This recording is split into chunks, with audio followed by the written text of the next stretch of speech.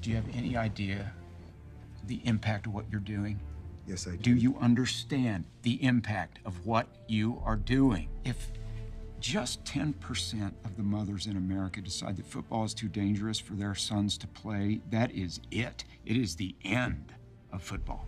Kids, colleges, and eventually, it's just a matter of time, the professional game.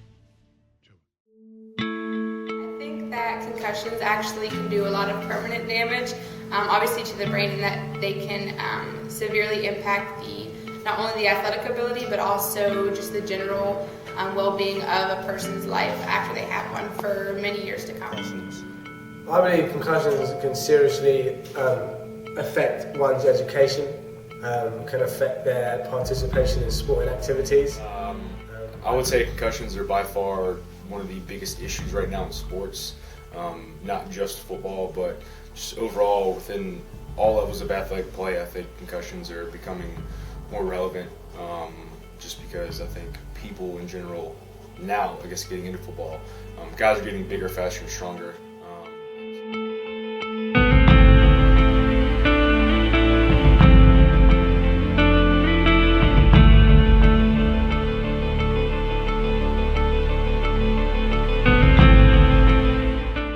Still stopping. Go, go! Oh my gosh.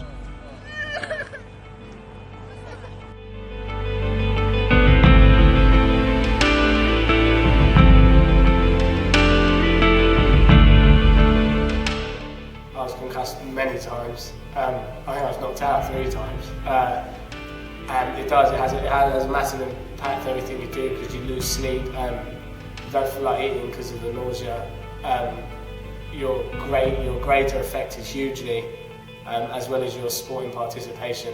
And I believe it's slowed me down a little bit, both academically and in the sporting aspect. I was playing football, and it was during a game, and it was on a Saturday. It was a 3-hour trip to the game, and the very first play of the game I got concussed.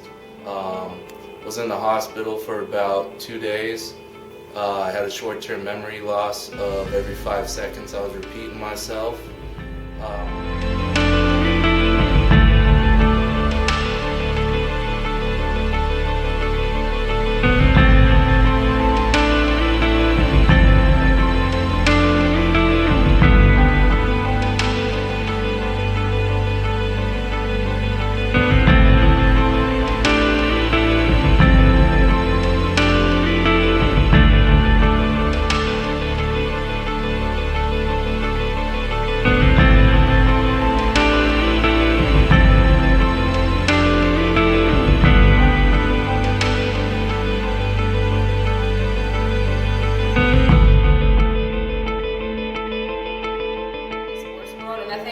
A good example is how college football now has the rule that if a player gets their helmet ripped off, then they have to sit out for the next play. And I think just even small changes like that show, first of all, that concussions are still a problem. So that's the way that they're raising awareness right now. But also it shows that a lot of the sports industry and the sports business is really being proactive and taking a few necessary steps to kind of eliminate and reduce the amount of concussions that they see. So I think anything like that.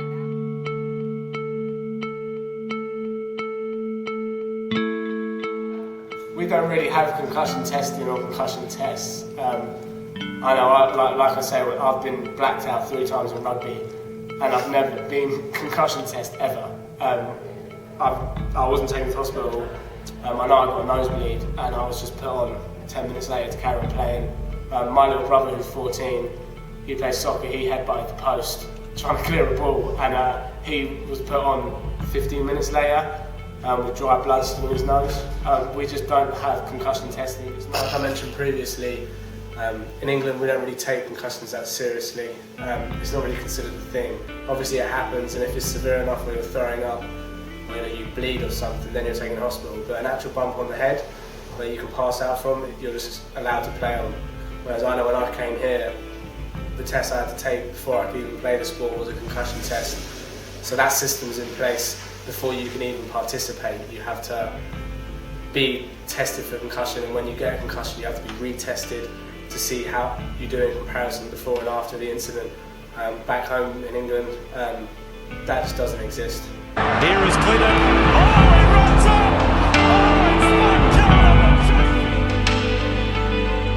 What needs to happen is needs to be more education across the board for the parents, for the student athlete, youth league, and the whole governing body across the board. Concussions have become such a big thing over the years that they really impact a lot of things. Equipment and helmets are made safer to reduce concussions, and when people have those on, they feel that they're invincible. So they go out there and they hit hard, they lead with heads, and there's just not as much education as there used to be. One of the big things that probably needs to come about is try to limit the amount of head impacts. Not necessarily hitting your head and causing a concussion, but all those smaller little impacts, bumps over time that can lead into concussions or really decrease things.